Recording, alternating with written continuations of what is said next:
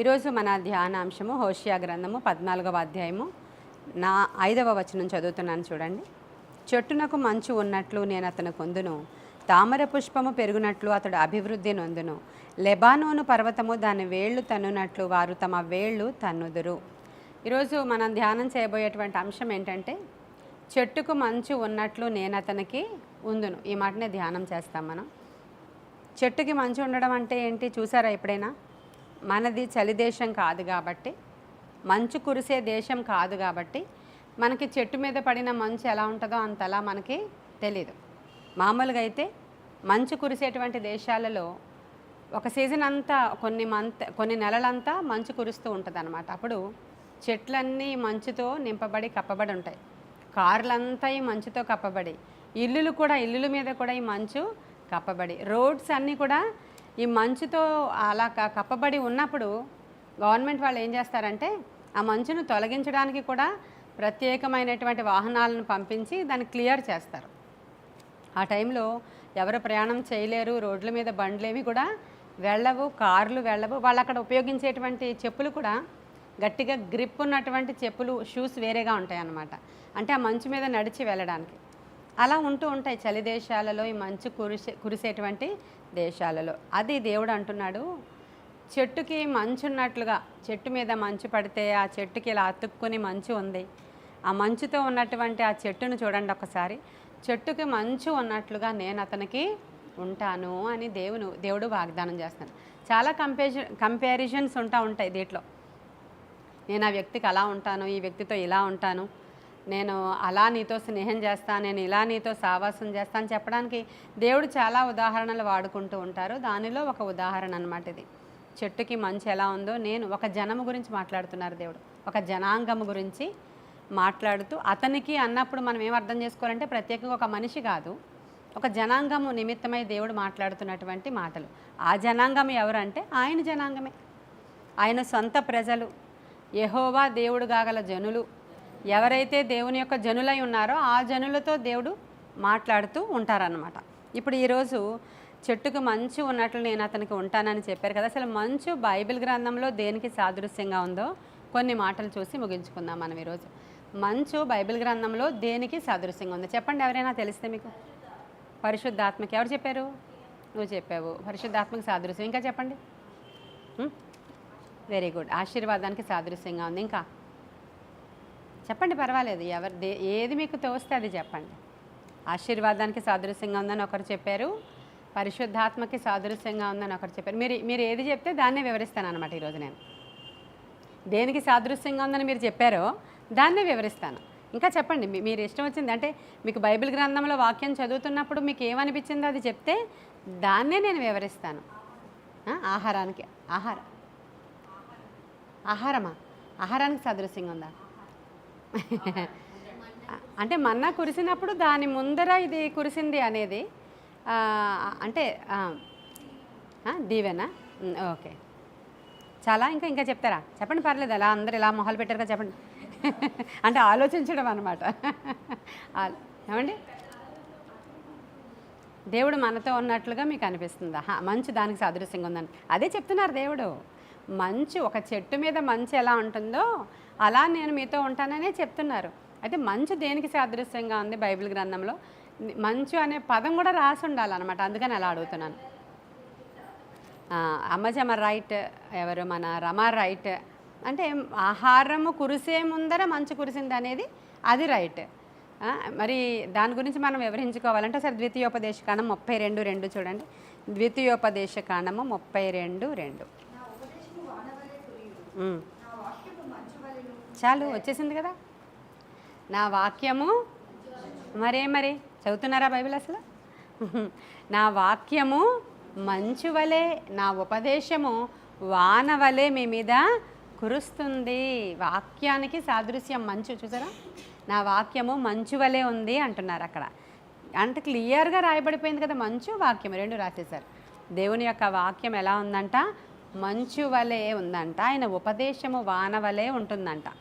అయితే ఈరోజు మరి దేవుని యొక్క వాక్యాన్ని మనము ఆలోచన చేసుకుంటే ఆయన మనకి తోడుగా ఉండి చెట్టుకి మంచున్నట్లుగా మనతో ఉండాలి అని అంటే మనం ఏం చేయాలి? అనుదినము వాక్యాన్ని ధ్యానం చేస్తే, ఇప్పుడు శ్యామల చెప్పినట్లు మనతో అతడు ఉంటాడు అనేటువంటి మాట. అనుదినము నీవు వాక్యాన్ని ధ్యానం చేస్తూ ఉంటే, మనం ఒక చెట్లం కదా, యెహోవా నాటిన చెట్లని మనకి పేరు కదా, మనం ఒక తోటలో నాటబడ్డామని చెప్తున్నాను కదా అనునిత్యము వాక్యాల ద్వారా. ఈ చెట్టు మీద ఇప్పుడు ఆ మంచు, దేవుని యొక్క సన్నిధి ఎలా ఉంటుంది, ఆ మంచు మన మీద పడినప్పుడు ఎంత అందంగా కనిపిస్తుందో, దేవుని యొక్క వాక్యాన్ని ధ్యానం చేసేవారు కూడా అలాగే ఉంటారు. అదే కదా అక్కడ 1వ కీర్తనలో రాయబడి ఉంటుంది. దేవుని వాక్యం ధ్యానం చేసేవారు ఎలా ఉంటారంటండి, అసలు ఆకు వాడక తన కాలమంది ఫలమిచ్చే, ఎందుకని దాని మీద ఎప్పుడు ఉపదేశము వలె వాన కురుస్తూ ఉంటుంది, ఆ మంచు దానికి తోడుగా ఉంటుంది, చూసినప్పుడు అది ఎప్పుడు పచ్చగా ఉంటుంది, దాని ఆకులు వాడిపోవు, ఎందుకంటే ఎండాకాలం అక్కడికి రాదు, సారము లేని కాలం అక్కడ ఉండదు, నిస్సారంగా వారి జీవితాలు ఉండవు. ఈరోజు ఇక్కడ కూర్చున్న మీరు, యూట్యూబ్లో వినుచున్న వాళ్ళు, అసలు వాక్యాన్ని రోజు చదువుతున్నామా ప్రశ్న. చదువుతున్నామండి, రోజుకు 3 అధ్యాయాలు చదవమన్నారు కదా పాస్టర్ గారు, సీరియస్గా టైం టేబుల్ చదువుతున్నాము అనేవాళ్ళు చాలా ఎక్కువ మంది, 80%. అలా కాదు, దేవునిని ప్రేమించి వాక్యాన్ని చదువుతున్నామా, అసలు దేవుడు నాతోటి ఈరోజు ఏం మాట్లాడతాడా అని వాక్యం చదివేవాళ్ళు ఎంతమంది ఉన్నారు. అనుదినము కూడా ఇప్పుడు నాకు కొంచెం సమయం దొరికింది, నేను వెళ్ళి వాక్యాన్ని ధ్యానం చేసుకుంటాను అని చదివేవాళ్ళు ఎంతమంది. దేవుని వాక్యము ఎంత బలమైనదంటే, దేవుని వాక్యము పాల వంటిదంట. ఇప్పుడే మీనా గారు పాట పాడారు, చదువుతున్నారో లేదో తెలియదు. దేవుని వాక్యము పాల వంటిది, జుంటే తేనె వంటిది, అది మా జిహ్వకు చాలా మధురం. అంత మధురం అయిపోవాలి. చదువుతూ చదువుతూ చదువుతూ చదువుతూ చదువుతూ చదువుతూ ఉంటే అదొక ఎడిక్షన్లోనికి వెళతాం మనం. అది కూడా ఒక రకమైనటువంటి ఎడిక్షన్ లాగా అయిపోవాలి. చాలా రకాల ఎడిక్షన్స్ ఉంటాయి కదా మనందరికీ. పొద్దున్న లేవగానే టీ పడకపోతే బుర్ర పనిచేయదు, చాలామందికి పనిచేయదు. అది ఎడిక్షన్ ఎలా అయిపోయింది మీకు, దాన్ని ఎడిక్షన్ అంటారు. త్రాగుబోతోడిదే ఎడిక్షన్ కాదు. మీరు టీ తాగలేని వాళ్ళు అసలు టీ ఇవ్వకపోతే ఎలా కొట్టుకుపోతారో పొద్దున్నే, అది పడకపోతే మాకు ఇంజిన్ స్టార్ట్ అవ్వదండి అని చెప్తారు. ఏదో ఒక వేడి నీళ్ళు వెళ్ళిపోవాలి లోపలికి, ఆ టీ వెళ్ళిపోతే అదొక ఎడిక్షన్. అది అది అది అసలు ఒక్కరోజు కూడా మన ఊరు వెళ్ళినా, ఈవెన్ ట్రైన్లో జర్నీ చేసినా, వాడు నీళ్ళే ఇలా పెట్టించినా అది టీ వాసన వస్తే చాలు తాగేస్తాం అక్కడ. ఎందుకని, అది ఎడిక్షన్ ఎలా అయిపోయిందో. దేవుని యొక్క వాక్యాన్ని మనం అలా చదవడం మొదలు పెడితే మన లైఫ్ స్టైలే వేరేగా మారిపోద్ది. మీలో చాలామంది నాకు కార్యాలు జరగట్లేదు, నాతో దేవుడు మాట్లాడట్లేదు, నాకు దేవుడు సమీపంగా లేడు, ఏంటో నిస్సారంగా ఉంటుంది, ఎండిపోయిన వేసవి కాలపు ఎండిపోయిన నిస్సారమైన జీవితంలాగా మాది ఉంటుందని చాలామంది చెప్తూ ఉంటారు కదా. వాళ్ళందరూ ఎటువంటి వాళ్ళంటే, దేవుని వాక్యాన్ని ఇలా ఆసక్తితో భుజించని వాళ్ళు. ప్రార్థన చేస్తారు వాళ్ళు, వాళ్ళ జీవితంలో చాలా ప్రార్థన ఉంటుంది, ఎక్కువ ప్రార్థన చేస్తారు వాళ్ళు. మాట్లాడితే ప్రార్థన చేయగలరు, బయటకు వెళ్తే ప్రార్థన, లోపలికి వస్తే ప్రార్థన, కూర్చుంటే ప్రార్థన, నుంచుంటే ప్రార్థన చేస్తారు వాళ్ళు, కానీ వాక్యం చదవరు. ఇది చాలా పెద్ద విషయం.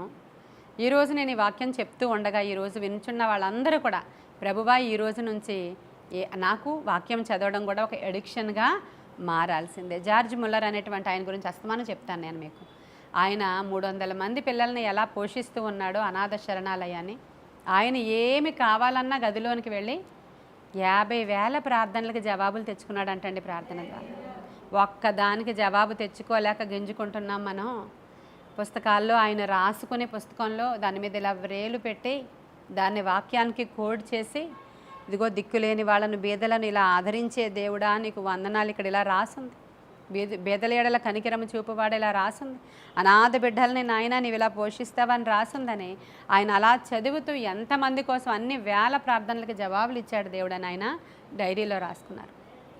ఒక దినాన్ని 300 మంది బిడ్డల్ని పోషించడానికి ఆహారం లేదంట ఆయనకి.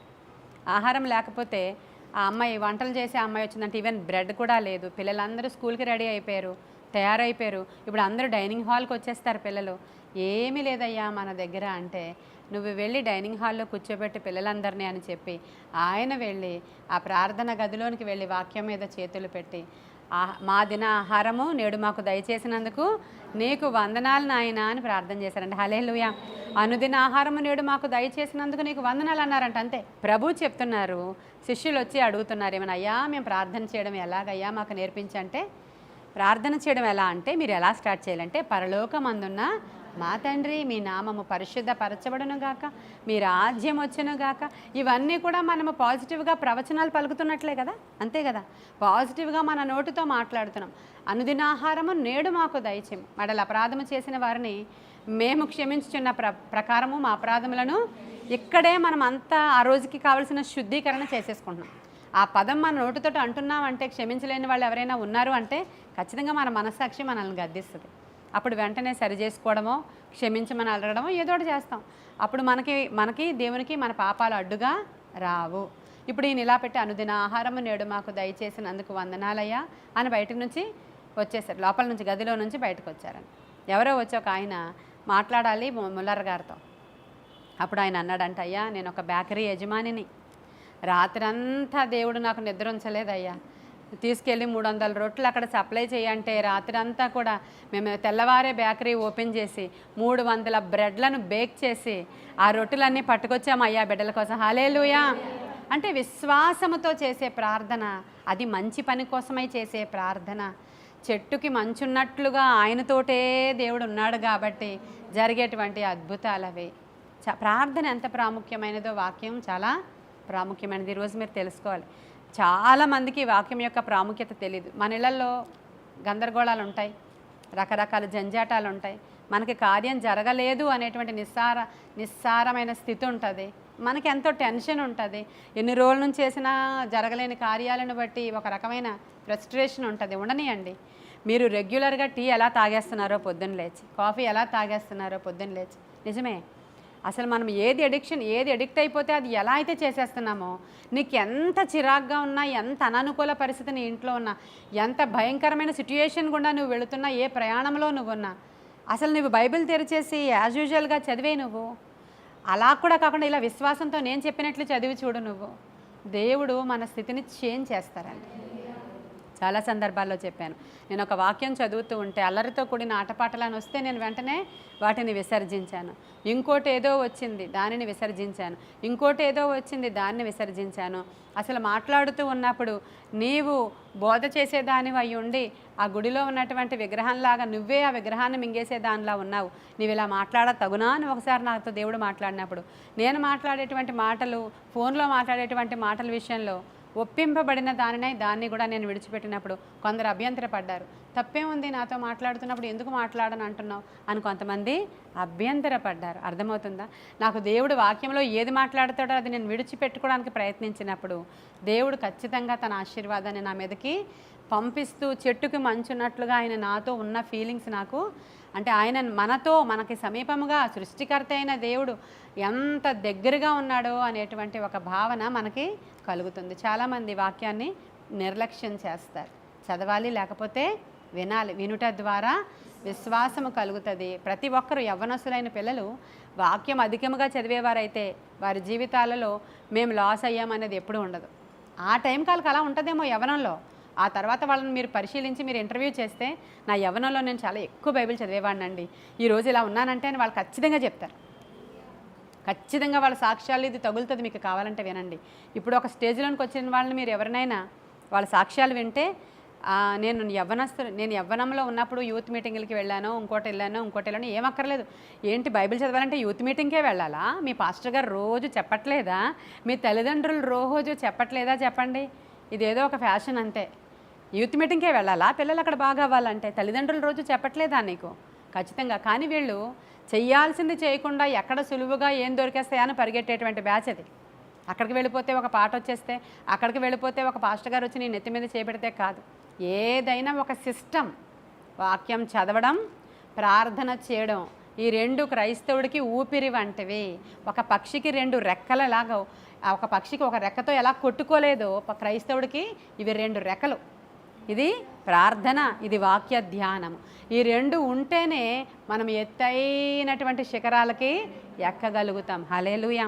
మనం ఎగరాలంటే, ఎత్తైన స్థలాలకి ఎగరాలంటే మనకి ఈ 2 కూడా చాలా ప్రాముఖ్యముగా ఉండాలి. ఆయన వాక్యము మంచు వలె ఈరోజు మన దగ్గరికి వచ్చింది, చెట్టుకి మంచు ఉన్నట్లుగా. నేను చాలామందికి చెప్తున్నాను, మీరు స్టేటస్లో మన వాక్యాలు పెట్టుకోండి. పెద్దవి అయిపోతున్నాయి కాబట్టి చిన్నవి షార్ట్స్ చేసి చిన్న షార్ట్ అయినా పెట్టండి. అన్యులు అవ్వచ్చు, మీ కొలీగ్స్ అవ్వచ్చు, మీ ఫ్రెండ్స్ అవ్వచ్చు, నువ్వేం పెట్టుకున్నావా అని ఆతృతగా ఒకసారి తీస్తారు. 2 రోజులు విని అబ్బా మళ్ళీ ఇవే అని వదిలేస్తారు. వాళ్ళు వినరు. నాకు తెలిసి విషయం. అప్పుడు మీరు అంటారు, అమ్మాయి నాకు అంత కొలీగ్స్ అందరూ హిందువులండి, ఏం పెట్టేశావో అని విన్నాను ఈరోజు, అమ్మ మళ్ళీ ఆవిడదే పెట్టేశావా, అందుకే రేపు వినడం మానేశానని నీకు చెప్తారు. చెప్పినప్పుడు వాళ్ళు ఇలా అభ్యంతర పడుతున్నారని మీరు పెట్టడం మానేస్తారు. ఎవరికి అర్థమవుతుంది నేను పెడితే? అందుకే నేను అసలు పెట్టట్లేదని చెప్పారు కొంతమంది నాకు. కానీ నీకు ఎంతమంది ఫ్రెండ్స్ ఉన్నారో వాళ్ళందరికీ నువ్వు వెళ్ళి డైరెక్ట్గా సువార్త చెప్తున్నావా? చెప్పట్లేదు కదా. అట్లీస్ట్ దేవుని వాక్యం కూడా నీ స్టేటస్లో పెట్టుకోలేవా? ఇది క్వశ్చన్ అండి. సువార్త చెప్పలేకపోతున్నాం ఎలాగూ, నీ స్టేటస్లో పెట్టుకుంటే ఏమైంది? అందరి దగ్గర పెద్ద ఫోన్లే కదా ఉన్నాయి. నీ స్టేటస్లో పెట్టుకుంటే వాక్యము వెళుతుంది కదా బయటికి. నీకు ప్రేమ ఉండాలి కదా సేవకురాల మీద, సంఘం మీద ప్రేమ ఉంటే నువ్వు పెట్టుకుంటావు. నీ గుడ్ మార్నింగ్ మెసేజ్ పెట్టు, స్పెషల్గా గుడ్ మార్నింగ్ పెట్టక్కర్లేదు మీ ఫ్రెండ్స్ ఎవరికి. నీ స్టేటస్ ఓపెన్ చేస్తే గుడ్ మార్నింగ్ వస్తుంది అక్కడ. దాంట్లో ఒక మంచి జీవము కలిగినటువంటి వాక్యం ఉంటుంది. హల్లెలూయా, జీవము కలిగిన వాక్యం ఉంటుంది దాంట్లో. అప్పుడు మీరులో చాలామంది అనుకుంటారు, ఎవరు చూడరండి నా స్టేటస్ అని. నువ్వు పెట్టుకో, నీ వాక్యాన్ని పెట్టు. మన మగపిల్లలందరూ పెడతారు, పోలీసులు పెట్టుకుంటున్నారు, మన మగపిల్లలు. ఆ రాజు పెడతాడు, కుమారు పెడతారు, ఆడపిల్లడి డాక్టర్ అమ్మ పెడుతుంది, మీరందరూ చాలామంది, స్వాతి పెట్టుకుంటుంది, లత పెట్టుకుంటుంది, కుమారి పెట్టుకుంటుంది, వీళ్ళందరూ పెడతారు. మీనా గారు అందరికీ పంపిస్తూ ఉంటారు, పెడుతూ ఉంటారు. అంటే వాక్యాన్ని ప్రకటించడం లేదు ఎలాగూ, అట్లీస్ట్ వాక్యాన్ని పంపించే ఛానల్స్ ఉన్నాయి మనకి కొన్ని. మన బంధువులో, స్నేహితులు, వెల్విషర్సో, నీ ఫ్రెండ్సో ఆ వాక్యాన్ని చూసినప్పుడు ఏదో వాళ్ళ మనసు బాగోలేనప్పుడు ఏదో ఒకటి క్లిక్ చేస్తే దేవుడు సూటిగా వాళ్ళతో మాట్లాడతాడు. హల్లెలూయా. మన బేబీ వాళ్ళ హస్బెండ్ సిరిల్ ఉన్నారు, వాళ్ళు నా వాక్యాలను అలా పంపిస్తే ఒకరోజు స్టేటస్ కింద పెట్టుకుంటే వాళ్ళ ఫ్రెండ్స్ అంతా కూడా ఇక్కడ వాళ్ళు కాదు, చెన్నై వాళ్ళు, బెంగళూరు వాళ్ళు, వాళ్ళకి తెలుగు రాదంట. కానీ వీళ్ళు పెట్టుకున్నటువంటి వాక్యాన్ని చూసినప్పుడు వాళ్ళు ఏం చెప్పారంట, మాకు ఆవిడ ఏం చెప్తున్నారో మాకు అర్థం కాలేదు, కానీ ఆ ఆంటీ ఫేస్ చూసినప్పుడు ఏదో ఒక డివైన్ ఏమంటారు, ఒక డివైన్ పవర్ కనిపిస్తుంది మాకు, అది చూసినప్పుడు మాకు ఎంతో మంచిగా ఉంది లోపల అని చెప్పారంట. హల్లెలూయా. అంటే మనం తెలుగు వచ్చిన వాళ్ళని తెలుగే పెట్టుకోవట్లేదు, తెలుగు రాలేని వాళ్ళు చూసి ఇదేదో బాగుంది అంటే వాళ్ళకి అక్కడ దేవుడు అక్కడ వాళ్ళకేదో వాళ్ళకి కావాల్సిన రీతిలో ప్రత్యక్షం అవుతున్నారు అంతేనా.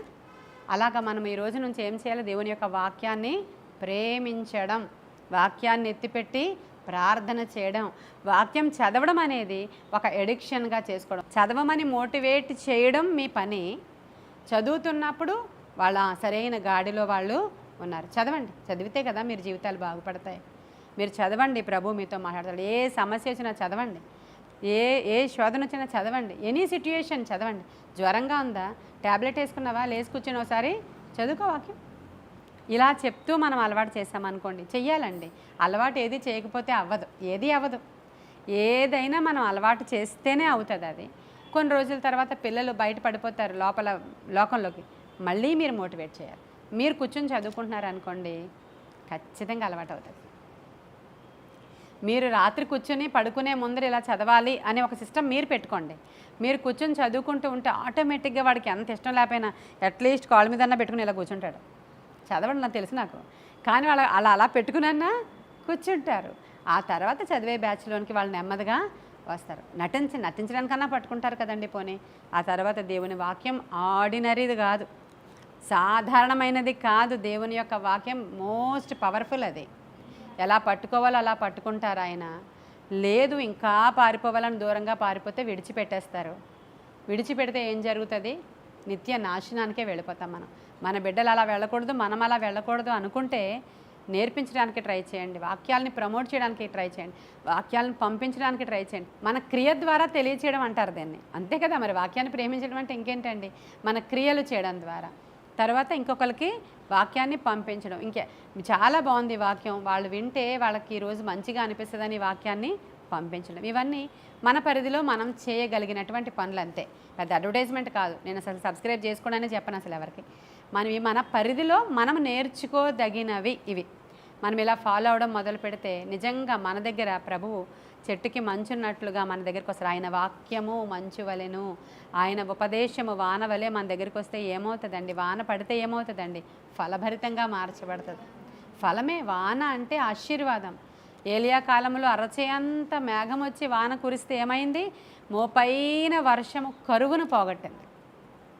వర్షం మన జీవితంలో కురిస్తే కరువు పోతుందండి. కరువు 3.5 సంవత్సరాలు కరువు ఉంది, అందుకే వర్షం కోసం వెయిట్ చేస్తున్నారు. వర్షము కురిస్తే కరువు పోతుంది అంతే. ఇప్పుడు ఈ యొక్క ఆయన ఉపదేశము వర్షము వలె, వాన వలె, ఆయన వాక్యము మంచు వలె మన దగ్గరికి వస్తే కరువు పోతుంది అంతే. అప్పుడు ఆ బేకరీ యజమానుడు జార్జ్ ముల్లర్ గారికి ఏం చేసి బ్రెడ్స్ తీసుకొచ్చి ఇచ్చాడండి. బ్రెడ్ వచ్చేసింది కదా, ఆయన దేవునికి వందనాలు చెప్పుకుంటున్నాడు. మనలాగా ఎక్సైట్ అయిపోలేదు, కానీ ఆయనకు తెలుసు ఆయన దేవునికి వందనాలు చెప్పి ఓకేనండి ఇవ్వచ్చు మీరు అన్నారు, అంత చాలా క్యాజువల్గా. ఈ లోపల ఒక ఆయన వచ్చాడంట. ఆ లారీ జార్జ్ ముల్లర్ గారి ఏమంటారు ఆ యొక్క ఆశ్రమం ఎదురుగా ఆగిపోయిందంట. అక్కడ ఏంటయ్యా అంటే అది మిల్క్ వ్యాన్ అండి, అది మాకు లారీ ప్రాబ్లం వచ్చింది, అది ఈవినింగ్ వరకు రెక్టిఫై అవ్వదని మెకానిక్ చెప్పాడు, దాంట్లో ఉన్నవి పాలు అవి సాయంకాలం వరకు ఉండిపోతే విరిగిపోతాయి, మేము మీ ఆశ్రమానికి ఇచ్చేద్దాం అనుకుంటున్నాం మీరు ఒప్పుకుంటే. పిల్లలకి బ్రెడ్, పిల్లలకి మిల్క్ అక్కడ ప్రొవైడ్ చేయబడ్డాయి. చూసారు, వాక్యం యొక్క పవర్ చాలా గొప్పది. చాలామంది దైవజనుల జీవితాల్లో వాక్యము చాలా పవర్ఫుల్గా పనిచేసి నిమిషానికి వాక్యం చదివేవాడు స్మిత్ అనేటువంటి ఆయన, స్మిత్ విగిల్స్వర్త్ అని ఆయన. పావుగంటకి ఏదో అర్జెంటుగా మనం సెల్ తెరిచేస్తాం కదా, అలాగా మనం పావుగంటకి వంట మధ్యలో వచ్చి ఎవరైనా ఏమైనా చేశారు, టింగ్ మన శబ్దం వచ్చింది, అమ్మో ఎవరో మెసేజ్ పెట్టారేమో, వంట చేస్తూనే ఉన్నాం కానీ ఇది పావుగంటకి ఇది ఎలా తెరుస్తున్నామో వాక్యం అలా తెరిచేస్తూ ఉంటారంట ఆయన స్మిత్ గారు. ఆయనకి ఇంకా ఉన్న ఆధిక్యతలు చెప్పకలేదు. స్వస్థతావరం, అద్భుతమైనటువంటి స్వస్థతావరం కనుగొన్నారు ఆయన. సరే, ఇప్పుడు ఫస్ట్ది ఏమైంది, మంచు వాక్యానికి. ఇప్పుడు అమ్మజమ్మ ఏం చెప్పింది, పరిశుద్ధాత్మకి సాదృశ్యం. అది చూద్దాం. నిర్గమకాండము 16వ అధ్యాయం 13వ వచనంలో, సాయంకాలమున పూరేడులు వచ్చి వారి పాళెమును కప్పెను, ఉదయమున మంచు వారి పాళెము చుట్టూ పడి ఉండెను. పడిన ఆ మంచు ఎగిరిపోయిన తరువాత నూగు మంచు వలె సన్నని కణములు అరణ్యపు భూమి మీద కనబడెను. ఇశ్రాయేలీలు ఇది చూచినప్పుడు ఇది ఏమైనది తెలియక ఇది ఏమి అని ఒకరితో ఒకరు చెప్పుకొనిరి. హల్లెలూయా. వాళ్ళు ఇది ఇప్పుడు మన సునీత చెప్పిందే ఏంటంటే దేవుని యొక్క ఉద్దేశాలలో వాళ్ళకి మన్నా కురిపించి తీసుకుని వెళ్ళాలని ప్రభువు తీసుకుని వెళుతూ ఉంటే వాళ్ళు మాంసం అడిగారు, పూరేళ్ళు వచ్చి అక్కడ కురిశాయి. దాని తర్వాత మన్నా, అది మంచు పడింది. మంచు పడిన తర్వాత మంచుతో పాటు మన్నా కూడా పడిన తర్వాత మంచు ఎగిరిపోయింది. ఇరిగిపోవడం కాదు, ఎగిరిపోయింది. కూర ఎగిరిపోయింది అంటారు కదా, అది ఎగిరిపోయిన తరువాత సన్నని నూగు కణముల వలె అవి నేలంతా కనిపిస్తుంటే హాయ్ ఇవేంటి అని అనుకున్నారట వాళ్ళు. అంతే కదా, అంటే సర్ప్రైజింగ్గా ఉన్నప్పుడు అలా అంటాం కదా, ఇదేంటి అని అన్నట్టు, ఇది ఏమి అని చెప్పుకున్నారంట వాళ్ళందరూ. ఫుట్ నోట్లో చూడండి, అంటే అక్కడ ఏముంది, మన్నా అని రాసి ఉంది. అక్కడ ఉందా, మన్నా అని రాయబడి ఉంది. అంటే ఇదేమి అంటే దాని పేరేంటో తెలియక ఇదేమి అనుకున్నారు. అదే మన్నా అంటది. ఇది ఏమి అని చెప్పుకున్నారంట వాళ్ళు. ఇది ఏమి ఇక్కడ అలాగే రాయబడి ఉంది, ఇది ఏమి అని రాయబడి ఉందా. అయితే మనం అపోస్తుల కార్యగ్రంథంలో చూస్తే యేసుక్రీస్తు ప్రభువారు ఆరోహణం అయిపోయి వెళ్ళిపోయిన తర్వాత ఆయన చెప్పారు, నేను మరలా మీ మధ్యలోనికి ఆదరణకర్తను పంపిస్తాను, నా ఆత్మను మీ మధ్యలోనికి పంపిస్తాను, మీరు అనాథలు కానే కారు, మీరు వేచి ఉండండి, మేడగదిలో ప్రార్థన చేసుకోండి అని చెప్పినప్పుడు వారందరూ ఎడతెగక ప్రార్థన చేసినప్పుడు వాళ్ళు 10 దినాలు ఎడతెగక వాళ్ళు ఒక అంటే మనలాగా సమూహంగా కూర్చుని ప్రార్థన చేస్తూ ఉంటే అప్పుడు ఏం జరిగింది, వారి మధ్యలోనికి పరిశుద్ధాత్ముడు దిగి వచ్చాడు. వచ్చినప్పుడు వీరందరూ రకరకాల భాషలతో మాట్లాడుతున్నారు. అపోస్తుల కార్యాలు తెరుద్దాం 2వ అధ్యాయము. రకరకాల భాషలతో మాట్లాడుతూ ఉన్నారు. ప్రతి మనుషుడు 6వ వచనం నుంచి చదువుతున్నానండి. 6వ వచనం, ఈ శబ్దము కలుగుగా జనులు 2వ అపోస్తుల కార్యాలు 2వ అధ్యాయము 6వ వచనం. ఈ శబ్దము కలుగగా జనులు గుంపులుగా కూడి వచ్చి ప్రతి మనుష్యుడు తన స్వభాషతో వారు మాట్లాడుట విని కలవరపడిరి. అంతటా అందరూ విభ్రాంతి నొంది ఆశ్చర్యపడి, ఇదిగో మాట్లాడుచున్న వీరందరూ గలిలయరు కారా, మనలో ప్రతివాడు తాను పుట్టిన దేశ భాషలో వీరు మాట్లాడుట మనము వినుచున్నామే, ఇదేమి అది పరిశుద్ధాత్మ. హల్లెలూయా. ఇదేమి పార్థీయులు, మాదీయులు, ఏలామీయులు, మొసపతోమియా, యోదయ, కప్పదొకయ, పొంతు, ఆసియా, ఫ్రుగియా, పంపులియా, ఐగుప్తుని దేశములందలి వారు. హల్లెలూయా. వీళ్ళందరూ రకరకాల భాషలతో మాట్లాడుతుంటే ఇది ఏమి వింత. దేని గురించి మాట్లాడుకుంటున్నారు, పరిశుద్ధాత్మ కోసం. మంచు పరిశుద్ధాత్మకి కూడా సాదృశ్యముగా ఉంది. పరిశుద్ధాత్ముడు వచ్చినప్పుడు అందరికీ వింత విడ్డూరం. పరిశుద్ధాత్ముని కార్యాలు అర్థం కాక యూట్యూబ్లో కొట్టుకుని చేస్తున్నారు. పరిశుద్ధాత్ముడి యొక్క ప్రవర్తన అర్థం కాక ఒకరు ఇలాగా ఒకరు అలాగా, ఒకరు ఇది కరెక్ట్ ఒకరు అది కరెక్ట్. ఎందుకంటే ప్రకృతికి సంబంధించిన మనుషుడికి ఆత్మ విషయాలు అర్థం కావు. కేవలము ప్రార్థన ఉపవాసం, 21 రోజుల ప్రార్థన, 40 రోజుల ప్రార్థన, 50 రోజుల ప్రార్థన, ఉపవాసం, ఇంతే కలిగి వాక్య జ్ఞానం లేని సేవకులు కూడా చాలామంది ఉన్నారు మనకు తెలిసి. వాళ్ళకి వాక్య జ్ఞానం ఉండదు, వాక్య పరిజ్ఞానం ఉండదు, వాక్యపు లోతులు తెలియవు, కానీ అధికంగా ప్రార్థన చేస్తారు, వాళ్ళు అధికంగా ఉపవాసాలు చేస్తారు. అప్పుడు కృపావరాలు ఆపరేట్ అవుతాయి, పనిచేస్తాయి. కానీ వాళ్ళు దేవుని ఆత్మతో ఎప్పుడైతే వాక్యాన్ని జోడించలేకపోతారో అవి నిలబడలేకపోతాయి అన్నమాట. అవి నిలబడలేకపోతాయి. నాకు స్టార్టింగ్లో మీకు చాలాసార్లు చెప్పాను, వాక్యంలో ఏ చాప్టర్ ఎక్కడుందో తెలియదు, ఎక్కడ ఏదుందో తెలియదు, వాక్యాలు ఎక్కువగా నాకు లేవు, ఏమీ తెలియవు. కేవలం స్థుతులు చెప్పుకుంటూ అధికంగా ఉపవాసం ఉండి ప్రార్థన చేస్తూ ఉంటే నా దగ్గరికి ఎవరు వచ్చారో వాళ్ళందరూ హీల్ అయిపోతూ ఉండేవారు. ఇది నాకు సత్యంగా తెలిసిన విషయం ఇది. అందుకే నేను ఇంత ఎగ్జాక్ట్గా చెప్పగలను పరిశుద్ధాత్మ కార్యాలను గురించి.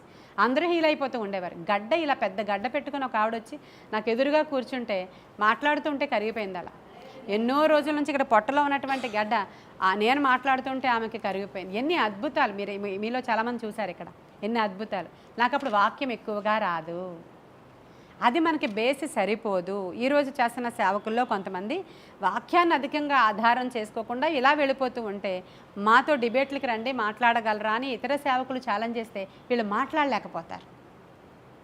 వాక్యం మీద గ్రిప్పు మనకు ఉన్నప్పుడు పరిశుద్ధాత్ముడు ఇంకొంచెం బలంగా మనకి జ్ఞానాత్మనిచ్చి మన మినిస్ట్రీకి అలాగ బేస్ని ఇస్తారనమాట. హల్లెలూయా.